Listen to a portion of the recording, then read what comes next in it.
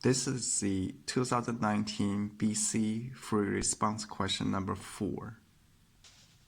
You are given a cylinder with water in it. The diameter of the cylinder is 2 feet. That also means the radius is 1.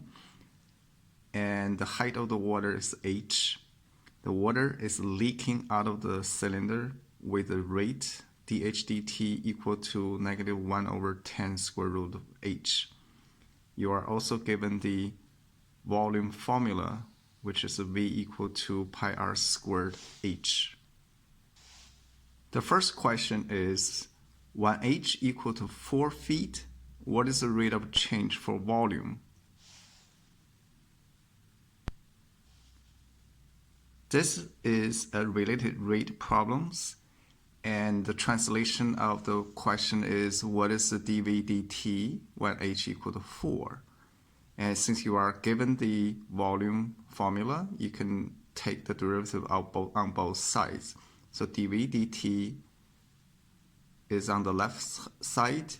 On the right hand side, you can just take the derivative to h, since r is a constant. In this case, it's 1. And the dH dt is given to you over here. And you can just plug in the dH dt with this. And you simplified the expression, you will get the answer like this. Now, since we are evaluating h at a 4, so you substitute the h with a 4, you will get the answer for the first one, which is -pi/5. You have to write the units over here, so that's a square feet per second. The second question is, when the height is 3, they want to know what is the h prime. Is it increasing or decreasing? So the equation will be when h equal to 3 feet, is the h prime increasing or decreasing? This is also the same as saying what is the h double prime, is positive or negative.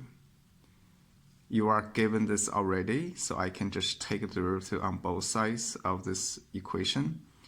And so h double prime should be equal to something like this, and you have a dH dt over here. Make sure you take a derivative with respect to t. And this one is that. So you substitute back in to the equation, and the square root of h will be cancelled out. And the double prime should be equal to 1/200, which is positive. Since the second derivative is positive, the first derivative should be increasing at h equal to 3 feet. Okay. The last question is, what is the expression for the h when they gave to you the initial condition, which means when t equal to 0, h equal to 5, and what is the general equation for h for all the t's? To find the expression for h, you need to solve the differential equations. So with the initial condition of h of 0 equal to 5. So first step, you need to solve the equation. Differential equation is to separate the h and t. So you move the square root of h to the other side and dt to the right hand side. And then you can take an integral on both sides, indefinite integral on both sides. And you will get the general solution to square root of h equal to -t/10 plus c. At this point, you can plug in the initial condition and solve for c. So c equal to 2 square root of 5.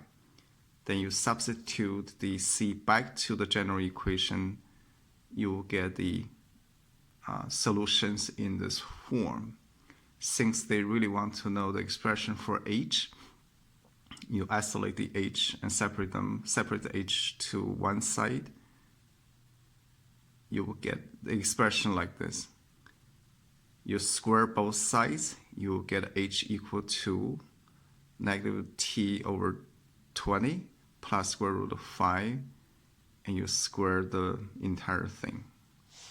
And this is the answer for the part C.